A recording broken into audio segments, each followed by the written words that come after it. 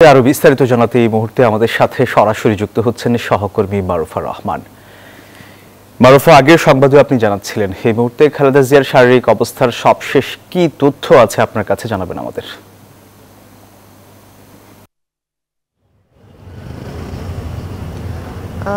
সবশেষ তথ্য যদি বলি যে এভার কেয়ার হাসপাতালে বেশ জটিল পরিস্থিতির মধ্য দিয়েই যাচ্ছেন তিনবারের প্রধানমন্ত্রী এবং বিএনপি চেয়ারপারসন বেগম খালেদা জিয়া।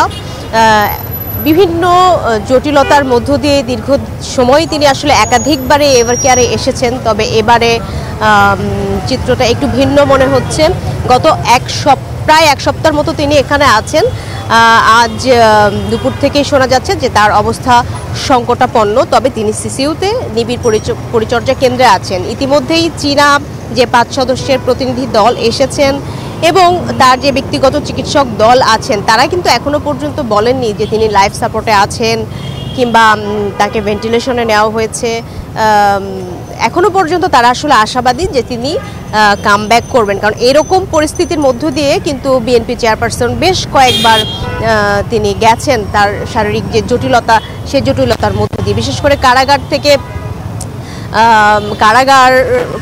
ফেরার পর থেকে এবং কারাভোগকালীন সময়ও তিনি যতবার আসলে হাসপাতালে যখন থেকে চিকিৎসার সুযোগ পেয়েছেন এই এভার কেয়ার হাসপাতালে তিনি কিন্তু বেশ কয়েকবার জটিল অবস্থার মধ্য দিয়ে গেছেন। তো এবারও যারা শুভাকাঙ্ক্ষী রয়েছেন, চিকিৎসকরা রয়েছেন, তার দলের যারা রয়েছেন তারা সকলেই আশা প্রকাশ করছেন যেন তিনি দ্রুত সেরে ওঠেন এবং তিনি ফিরে আসেন। আসলে তার ফিরে আসার সম্ভাবনার কথাই চিকিৎসকরা আশা করছেন। তো এখনো পর্যন্ত প্রতিনিধি দল যারা বিএনপির দিক থেকে বা বিএনপি চেয়ারপারসনের যে ব্যক্তিগত চিকিৎসক দল তারা এখনো পর্যন্ত আনুষ্ঠানিকভাবে গণমাধ্যমকে কিছু বলেনি, তবে তার অবস্থা অপরিবর্তিত আছে এবং সেটি বলা চলে জটিল অবস্থায় রয়েছে।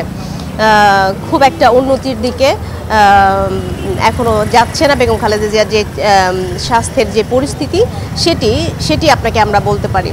দলের স্থায়ী কমিটির একটি বৈঠক চলছে গুলশানে, সেখান থেকেও হয়তো কিছু বার্তা আসতে পারে বা জানা যেতে পারে সর্বশেষ অবস্থা কি, অর্থাৎ সমর্থিত সূত্রের মধ্য দিয়ে সর্বশেষ অবস্থার একটি বার্তা তারা জানাতে পারে। তবে এভার কেয়ারের সামনে নিরাপত্তা ব্যবস্থা জোরদার করা হয়েছে, কারণ বেগম খালেদা জিয়াকে রাষ্ট্রের অতি গুরুত্বপূর্ণ ব্যক্তি হিসেবে প্রজ্ঞাপন জারি করেছে অন্তর্বর্তীকালীন সরকার।